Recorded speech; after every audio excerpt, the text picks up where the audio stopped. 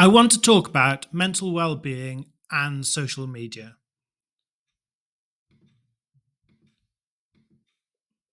Now, social media is really great. It keeps us connected with our friends and family. It allows us to be entertained by cute cats. And in general, it allows us to have a lot of fun. But social media can actually have a negative impact on our mental well-being if we don't use it in the correct way. The first thing to note is that we can spend too much time on social media. And in some studies recently, it's been shown that children and young people in the UK spend an average of 3 hours a day on social media. The issue with social media is it's really addictive. And the way it works is it recommends content based on content you've already viewed, kind of similar to what you've already viewed. So the thing that you're interested in, it keeps coming up with other types of videos, for example, of the same thing that you've already watched. And it uses really sophisticated and highly advanced artificial intelligence to do that.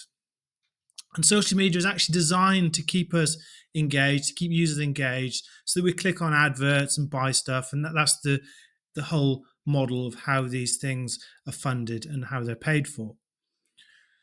But spending too much time on social media can affect sleep, relationships, and schoolwork. And in some countries, they've even started to ban young people from using social media. The second thing to look out for is negative influences. Now, these are people who perhaps might promote hate or bullying. You can also recognize them by spreading false information, perhaps encouraging dangerous, risky behavior, some pranks and that sort of thing, constantly showing off their wealth, body image, really extravagant and rich lifestyle, and certainly don't take responsibility for their behavior. The third aspect is that it ends up some social media influencers, we compare ourselves with them. So this is one of the most damaging aspects in terms of our mental well-being, because what it's doing is it's comparing ourselves with others, including our friends and social media influencers. So we see sort of perfect pictures and videos of other people's perfect lives, making our own lives feel not good enough, maybe feeling feelings of anxiety, and then leading perhaps to low self-esteem as well. But really, we need to ask ourselves, are the lives of others so perfect? One thing that can happen is that videos and photos can be manipulated to create those kind of unrealistic expectations. So by filming in a nice location, by using makeup, getting the lighting right, using image filters and other post-editing effects, you can do lots of manipulations to photos using those techniques. And secondly, when you're comparing yourself, you're actually comparing yourself just to the highlights of someone else's life. So these are the best bits.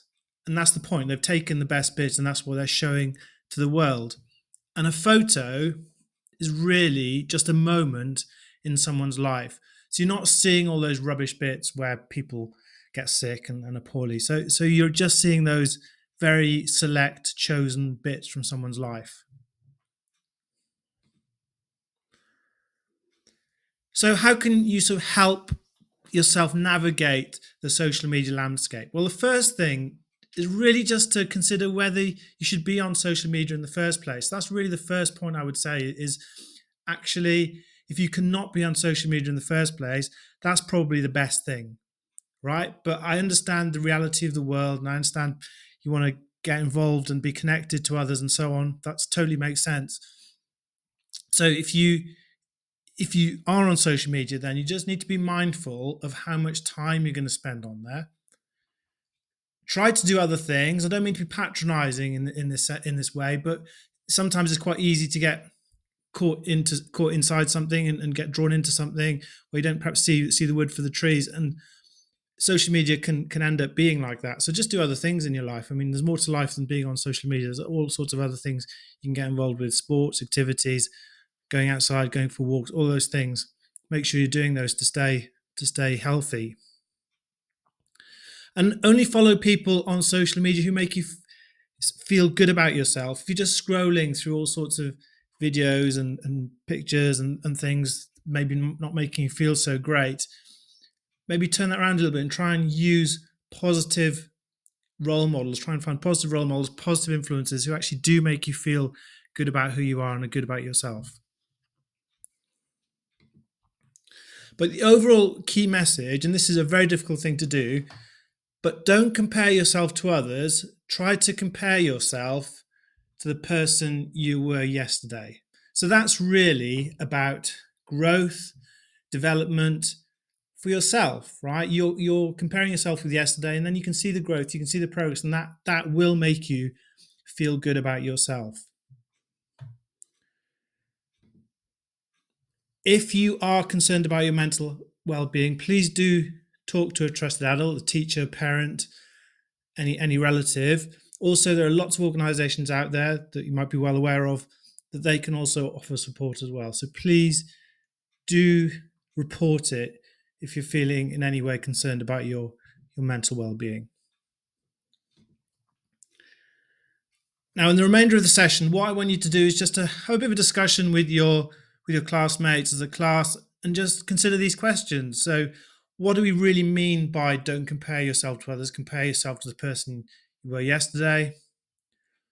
What is it you spend your time doing when you're on social media? Do you follow any influences? Do they make you feel good about yourself? Do you think image filters should be banned on social media apps or any sort of further editing to images? Or at least some sort of recognition that they have been manipulated in some way? And do you really think the lives of social media influencers are really that perfect?